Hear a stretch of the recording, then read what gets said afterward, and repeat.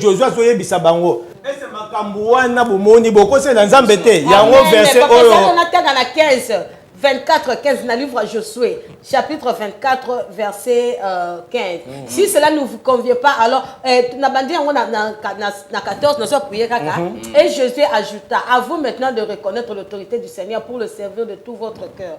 Pourquoi lobaki bongo? Pour ce qui te mati Nicolas na 13 ainsi je vous ai donné un pays que vous n'avez pas eu la peine de cultiver, des villes où vous n'avez pas bâti, vous occupez des vignes et des oliviers que vous n'avez pas plantés, mais dont vous mangez les fruits. Et Josué ajouta, à vous maintenant de reconnaître l'autorité du Seigneur pour le servir de tout votre cœur avec fidélité. Débarrassez-vous des dieux que vos ancêtres adoraient quand ils étaient de l'autre côté de Euphrate ou en Égypte, et mettez-vous au service du Seigneur. Si cela ne vous convient pas, alors choisissez aujourd'hui le Dieu auquel vous rendez culte, par exemple ceux que vos ancêtres adoraient de l'autre côté de l'Euphrate ou ceux des Amorites dont vous habitez le pays. Mais ma famille et moi, nous servirons le Seigneur. Papa, li kamolobi yango moni na tangi passage ko rappeler bango bolamu. Oh nzamba sala ki bango papa continue. Et bien le binga na yebi bolamu. So bino boyi kondima. Oh nzamba yebi mengai na famille nanga. Nous servirons l'Éternel. Au moins c'est quoi na génération ali boso wana. Pour me dire ce que tant l'histoire de kapesi génération à Josué. Na ba Josué ba pembe na ye ba kufi. Na ba Elda ba kufi. C'est comme bato ba connaissa ki nzambe. Maintenant, il y a une nouvelle génération. La génération Sika. Il y a des embêtés. Il y a des problèmes. Si on a bien nalandaye, nalakolo basiko ok. Nata wala vérité. Bato bazolanda toyoka. Na peine nyoso, na mena bolingo. Nata otozo vivre ça même moment. Il y a oyo d'attendre à Josué. Tout comme la génération moko oyo. Bato baizan sous na connaissance ya nzambete. Vous comprenez? Ce qu'on a dit, Luka na Bible mobimba. Tanga place ni nyomona tango bazo tang sa batu baye banzambe babandi ko tang sa bango prière. Non, prière est bien. Prière est là que dema bien pour na ko suka biso na foi. Mais mondimi boko manda mondimi na prière té. Il faut connaître d'abord. Mais maintenant génération changée. Natang biso to kola ki na mabanzambe, to ya ki soko yambi Yesu, il faut yeba nkolo. Bonzambe elengi na yo ekoti oza fermé comme na connaître nzambe et boti kat na yo bonzambe comme bondela et puis au moment là il va pousser au bana côté ya nzambe do nzambe mais pour le moment comme wana ta muta koti na mabe mais ozo reconnaître que ti bonzambe za yango na femme samaritaine tango akuta na Yesu le fait qu'ayoki à connaître Jésus voilà maintenant bonzambe côté à qu'est-ce que côté le bonzambe pour ça wana mon état moi c'est samaritain avant de comprendre comment le salut vient ndeni muto akozwa pardon du péché d'abord na lui maman. Est-ce qu'on soit la moto yoyébité? Jamais. Mais c'est au quoi qu'il ne ressemble la tête. Surtout notre micro, délivrance. Je cherche la délivrance. Qui délivre? Nzamba alobe la ngana moni boy. Il y a autre dans posta génération où il y a lelo parce qu'il y a Daniel, Daniel alobe ni né. Pour micro les années de flatteur, va lui. Daniel chapitre 11 verset 32. Il séduira par des flatteurs, traite des alliances. Mais ceux du peuple qui connaît les dieux agira avec fermeté. Vous comprenez? Flatterer côté mingi. Yaka. Ce qui les lois attendent dans la salle de délivrance. Nous avons chaque jour. Au cours ça souper le soumu. Et puis Bible le bible ce qui me demande bimina montre. Akena ko yenga yenga. Tanga zongaka. Na éviter. Akoma ndeni. Belé. Akoma ke belé. Siko yango toza na posta net ngo objectif na ngai on appelle ce thème ezali boy. Bana nzamba comprendre. Importance du christianisme. Pourquoi tu bon la motema? Pourquoi tu l'anaka Yesu? Ce qui tu yibi Yesu azanan. Ce qui tu que Nzambe azanan. Pourquoi ya kika na mokilo yo? De to kozwa makasa ko bondela. Atoke kozwa deleva kozwa total. Ce que même à ta muto azoza na poso bala. So bala ko bala ya solo ezati bala ya tâtonnement naza amoni mokolo na mboko ba sel zami na bala. So bala pour na stress mokolo stress ko sela bala sai.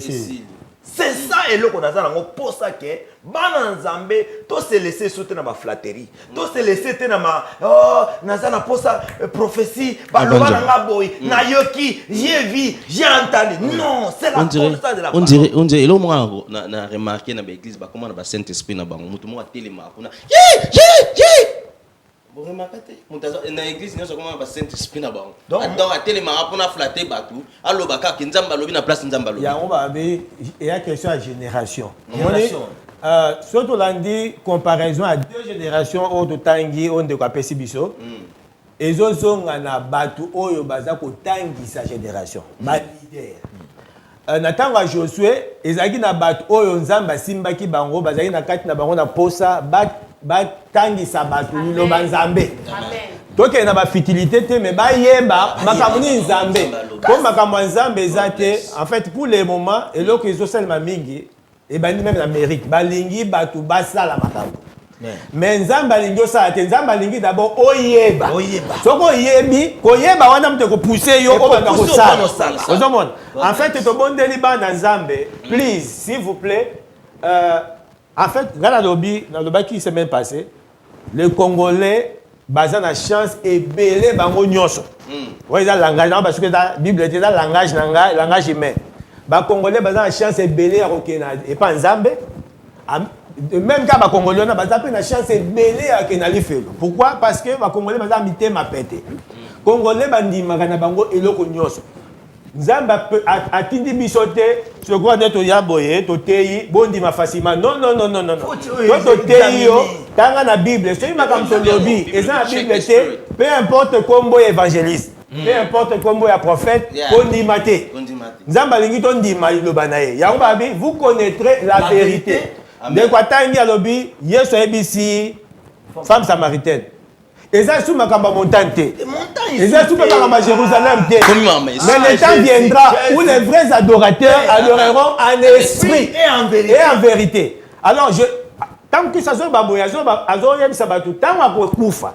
et qu'akose quoi mouvement ya kosambela échanger Christ a yé na mouvement ya Yesu Masih selon mouvement Yesu Masih ça se passe en esprit et en vérité. Mais quel esprit? C'est le Saint. Le Saint-Esprit. C'est pourquoi l'église même comment parce que quand on a nous Saint-Esprit il y a quitté même l'église papa et ça l'a quitté nous sommes bandé la rawana. Omoni l'autre zolwa quand monende Jésus azolwa ke vous adorez en esprit et en vérité. Okoya kokumisa nzambe te sur place où tu es bien. C'est impossible. C'est impossible. Biloko wana ça na sala observation na mingi. Maman azaki na retard pour ba ke l'église. Papa c'est assis le stade qui déjà. Papa c'est assis qui déjà. Tibo kenaka papa azoli msabamba. Et le yaka kawa mo padi. Après beaucoup en église, tu adorer Nzambe, abana ko sani. Nzambe. Et c'est adorer ko en vérité. Vérité zate. Vérité zate ya ngombi so. Zana na kanda. Kutu ba msusu ba double ki na fait. Afinga ki. Afinga mutu na fait. Mais dans une église abana ko adorer. Mutu msusu kutu Bible lobi. Ce que vous avez dit que mon n'a pas de problème, avoir fait son frère. Ciao, frère, mais combien va battre mais yo solo ba évangile tout le monde aux un problème à mutu na place ya oloyib sa mutu no bandina côté yango bando te yango na Saint-Esprit yango na obike batu comment na ba Saint-Esprit na bandina ko niato pour sentir que au monde si jeune abiso et famille na moi ce samaritain moi Jésus a essayé que le monde a ma montagne. Comme montagne, ils ont hypocrisie. Montagne, ils ont apparence à la piété. Montagne, ils ont parce que tous les le moment où le évangéliste comme un ministère évangéliste complet. Parce que Jésus-Christ a un ministère évangéliste. Apôtre Paul a un ministère évangéliste. Azaki évangéliste, azaki apôtre, azaki prophète. Jésus azaki évangéliste, azaki apôtre, azaki prophète. Donc, tous les ministères, ils ont pour l'utilité commune, pour la perfection des saints. Que le beau que ce qui n'est pas attends, nous autres, c'est ça. Tous les gens pensent que ban nzambe, o bazaki découragé, o ba lembaki, o ba moneke azasu na tinate. Les lobos ont un retour à la parole, ils ont un cadre dans le Nzambe, ils connaissent le véritable Dieu, ils ont un Nzambe. Si Jésus a dit qu'il soit à Capernaum, baboyi kondima ye ake na Nazareth so ake na Nazareth bayambi ete ake na mboka mosusu c'est ça soki yo lobi ki oza neti na pesa exemple neti yo lobi yo mtu abandonne loso esala bien te e batetela balalela nango baladi na bolembu muto akoteki bolembu muto yo azalaki na nani parce que ndenge olobi soki connaissance eza te mpona si tomoni ezali bafruit ya kozanga connaissance po soki tolandi histoire ya José na ntango ya Josué tellement bango bazalaki na connaissance bayebisaki na nzambe ya so bazalaki koadore en esprit tomoni différence eki kosala na nsima ya loi ya Josué po ere ya Josué bango bazalaki bato bazalaki na victoire makambo ebele bazalaki na victoire kozwa elonga bazalaki bato moko nzambe apesi bango liberté ya kovanda na bandako makambo ebele bazalaki na unité même ya batribu bato atango na Josué bazalaki bato ya persévérance unité quand nde tolobi wana bazalaki bato ya koyokana bazalaki bato ya kobanga nzambe yango wana bavivaki malamu même bavision ezalaki komonana